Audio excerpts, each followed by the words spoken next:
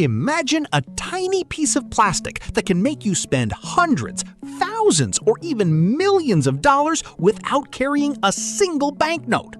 Today, almost everyone knows what a credit card is. You tap it, the payment goes through in seconds, and you walk away with what you wanted.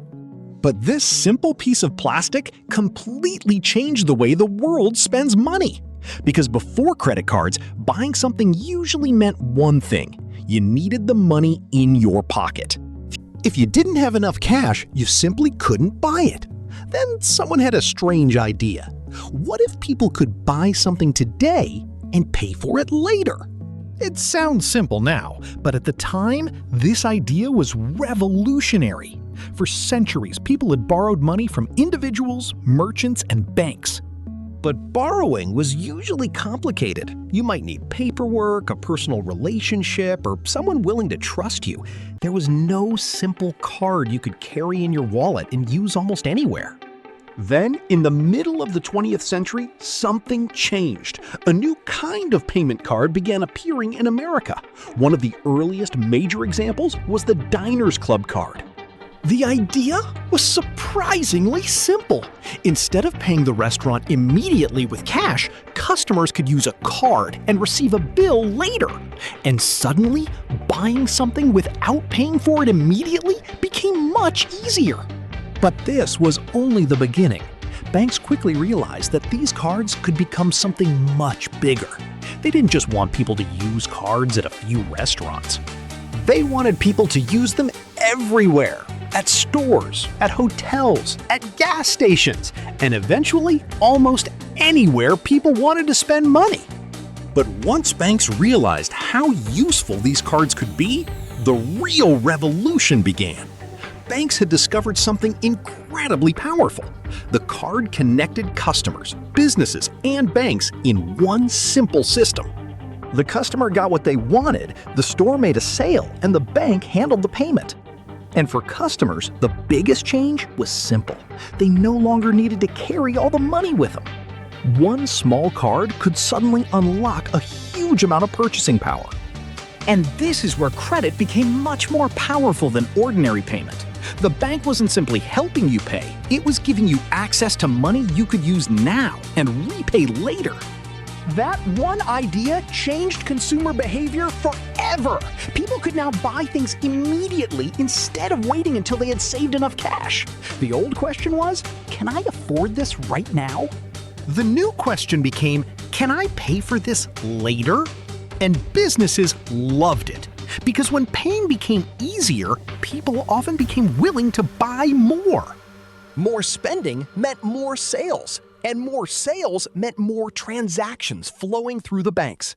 The idea that started with a few businesses began spreading across the country. More merchants joined. More banks joined. And eventually, millions of customers joined too. Credit cards were no longer a strange new idea. They were becoming part of everyday life. But the biggest transformation was still ahead. Because the next generation of cards would take this idea to an entirely different level. Banks were about to turn a simple payment tool into a global financial machine. A machine capable of moving enormous amounts of money around the world. And once billions of dollars started flowing through these networks, the people behind the system discovered another way to make money. And that is when the real business of credit cards began. Every time the card was used, money moved through the system. And moving that money created opportunities for banks to earn fees. The system was simple. Customers spent, merchants accepted, and financial institutions processed the transaction. But banks soon discovered something even more profitable than transaction fees. They could lend people money through the card itself.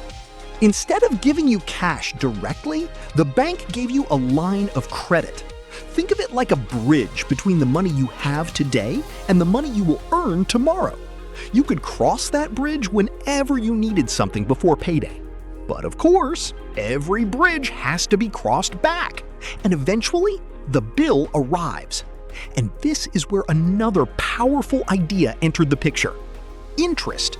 If you didn't pay the full amount, the remaining balance could become more expensive over time. A small unpaid balance could slowly grow into a much bigger one. And suddenly, the same invention that gave people freedom could also create debt. And that created a completely new relationship between people and money. Paying with cash feels real because you can see the money disappear. With a card, the payment can feel almost invisible, and that made spending easier, sometimes much easier than people intended. For businesses, this was fantastic. More people could buy more things, and when people bought more, companies had a reason to produce more. More production created more business, more jobs, and more spending. Credit cards had become more than a payment method. They were becoming part of the engine that powered modern consumer economies. But there was one problem. The more powerful credit became, the easier it became to borrow too much. And millions of people would eventually discover that lesson the hard way. Because the same system that could create incredible convenience could also create incredible financial pressure. And this was only the beginning of how credit cards would change the world.